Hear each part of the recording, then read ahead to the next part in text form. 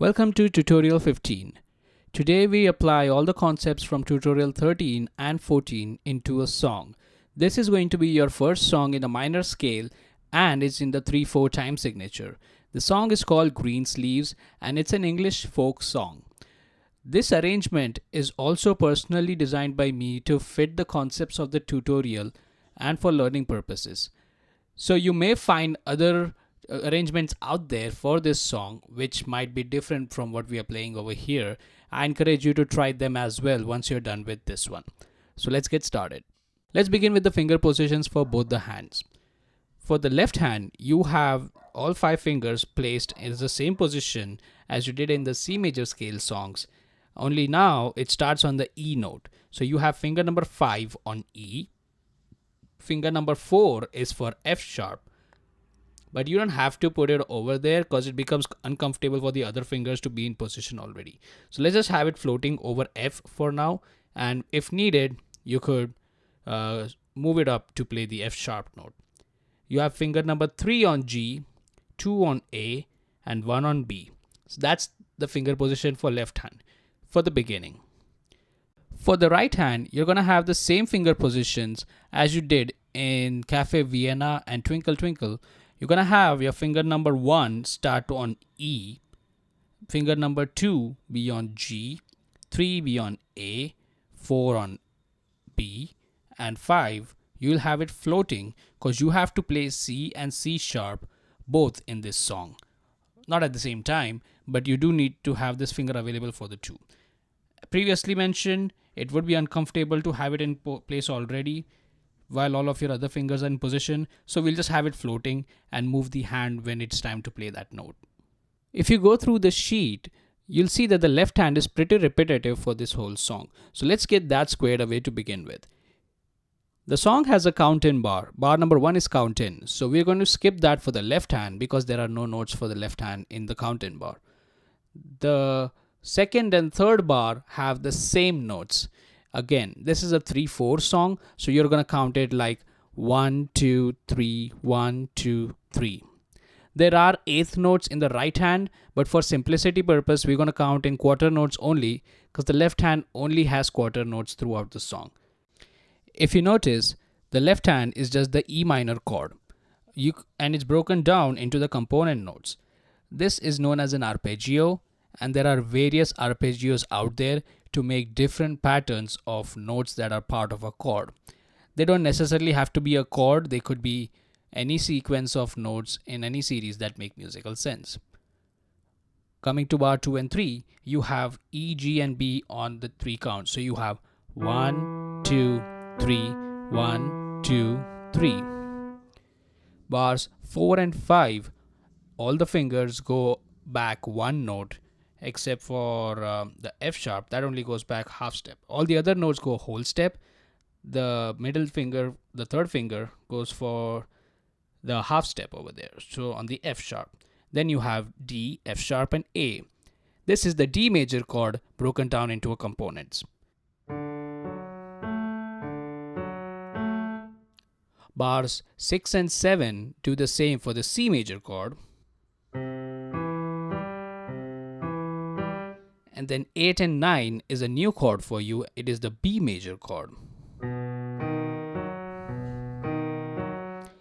You might have also seen that I changed my fingers for this one. I'm playing it with 5, 2, and 1 instead of 5, 3, and 1 because that's what's more comfortable for me, and that also allows me to go back to the E minor chord because that's what's on bar 10. So this finger positioning for this chord is basically up to discretion, whatever you're comfortable with and whatever helps you move faster to the next chord. So I have B, D sharp, and F sharp. Here is your first example of an accidental being used in sheet music where you're going for an out of scale note, which is the D sharp, to add to some musical effect. You are aware of the B minor chord. The B major chord is just changing the D note to the D sharp note. Let's take a look at bars 2 through 9 for the left hand.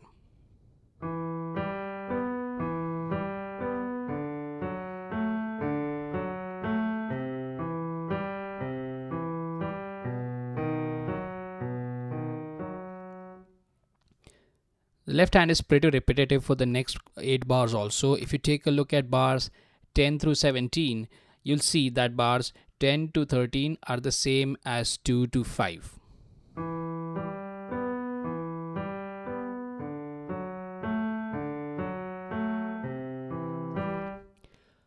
So bar 14 is also the same as bar 6. But bar 15 skips the C major arpeggio again and goes to the B major directly.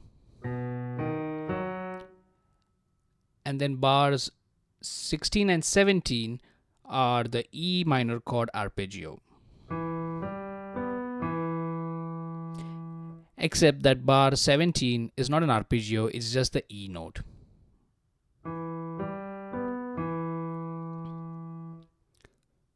The bar 17 has a dotted half note, so that note will be the whole length of the bar in a 3/4 time signature measure. So that covers the left hand from bars 2 through 17. Now bar 18 and 19 go from E minor to the G major chord arpeggio with an inversion. The G major chord that you know is G, B, and D. The D note has been taken in the previous octave. So this becomes D, G, B. Still a G major chord. This is how bar 18 and 19 break down the G major chord. And now if you notice, from bar 20 to 25 is the exact same as bars 4 through 9.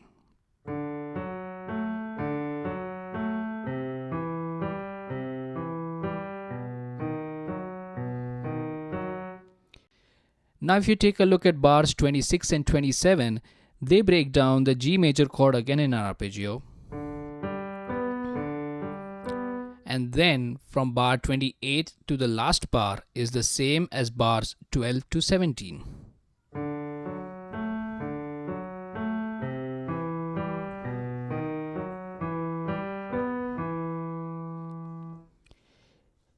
So from all that, you can see that the left hand of this song is very repetitive and predictable. If you do the first 8 bars properly after the count-in bar, you get a good idea about what's to come next, and with a few variations here and there, the left hand is pretty easy to remember. Let's move on to the right hand now. The right hand has a count-in note on the first bar.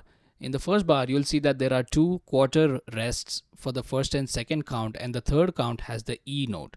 So going back to the finger position we discussed before, you have E note on the third count of first bar.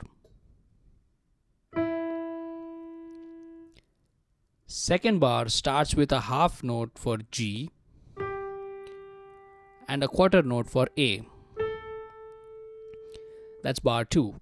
Bar 3 has a dotted quarter note for B. And then you have a C sharp note as an 8th note.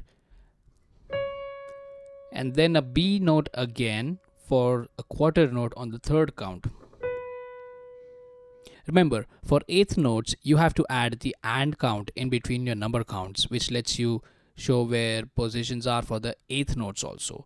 So if you count 1 and 2 and 3 and, this is how the third bar would go. 1 and 2 and 3 and.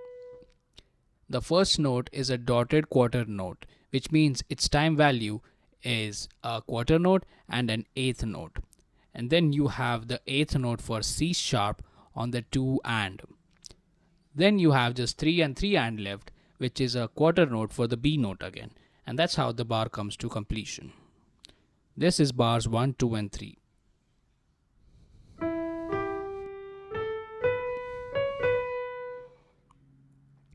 Bar 4 has A as a half note and then F sharp as a quarter note on count 3. And then bar 5 starts with a dotted quarter note for D, an 8th note for E, and then a quarter note for F sharp. This is how bars 1 through 5 go.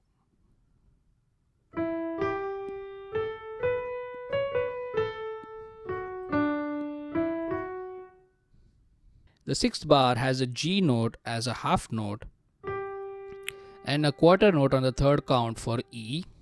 I'm going to play the E note with my first finger over here. It will make sense once we are done with bars 8 and 9 also. And then bar 7 has a dotted quarter note for E again, an eighth note for D sharp, and then a quarter note for E again. Bar 8 has an F sharp as a half note on the first count. On the third count, there is a quarter note for D sharp, and then the whole ninth bar is just the B note. Now I played that E note over there with my first finger, even though I had other fingers available, because the D sharp note becomes really tricky to play with if you're playing the E note with the second finger. If you try to play it with the thumb, it becomes really congested over there. And playing it with the third finger over the second finger, that just looks painful. So I play E with the first finger. That makes my second finger available, which is there. I have more flexibility from my first finger and the second finger. I can play the F D sharp over here, and that leaves more fingers to play the F sharp note, which comes immediately after the E note.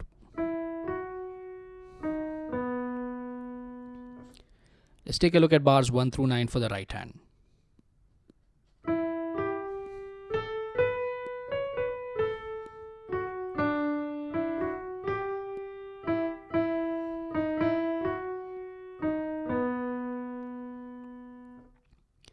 Bars 1 through 9 give you a general sense of what the melody of this song is going to be. All the other 8 bar sets after this have a variation with just everything that we played. Bars 10 to 14 are the same as bars 2 to 6, with the variation that there is a C note instead of the C sharp note. The C sharp note was a musical effect addition to also explain the accidentals in the treble clef. So over there, you might have noticed that the C sharp note just had a sharp next to the C, which tells you play the C sharp note. Here, you are going to play the C note. So this is what bars 10 to 14 sound like.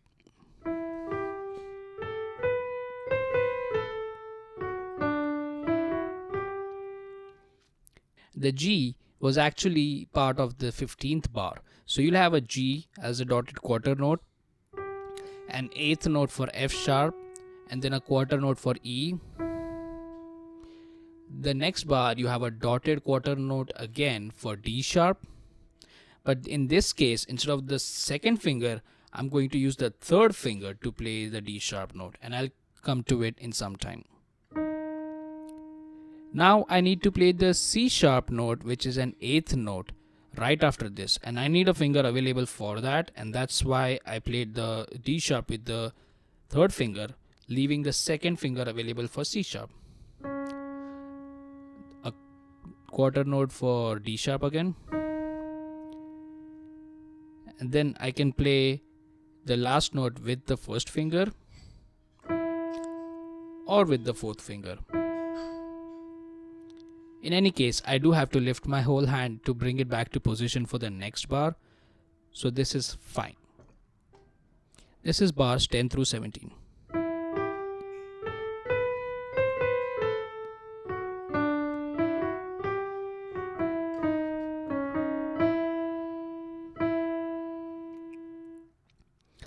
If you take a look at the bar 18, that has a D note for the next octave as the first note, and that's actually the only note in bar 18. Bar 19 has that as a dotted quarter note,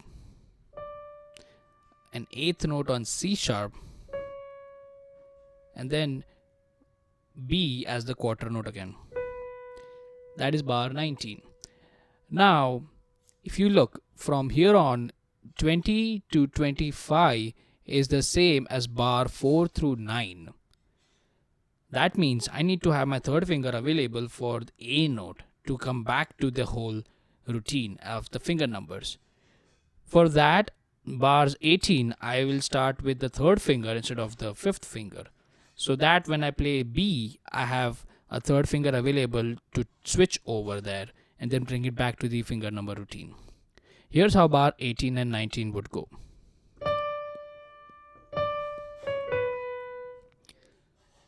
"20 to 25, you're going to see it's the same as 4 to 9.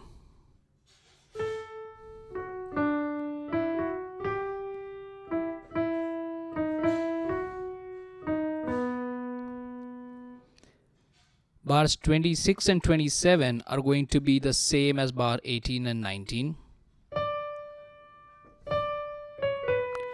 But bars 28 to 33 are going to be the same as 12 to 17.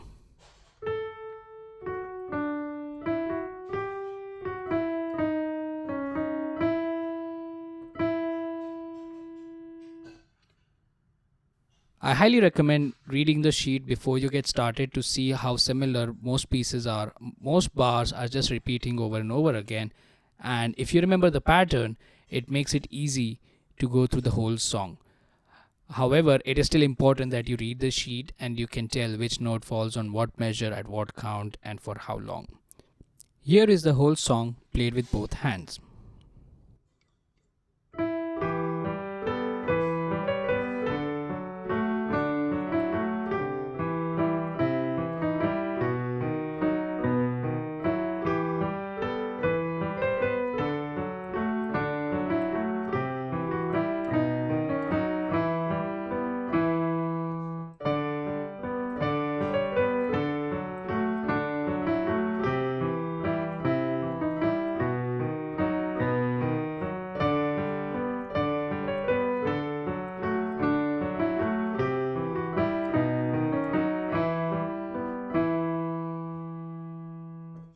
See you in the next lesson.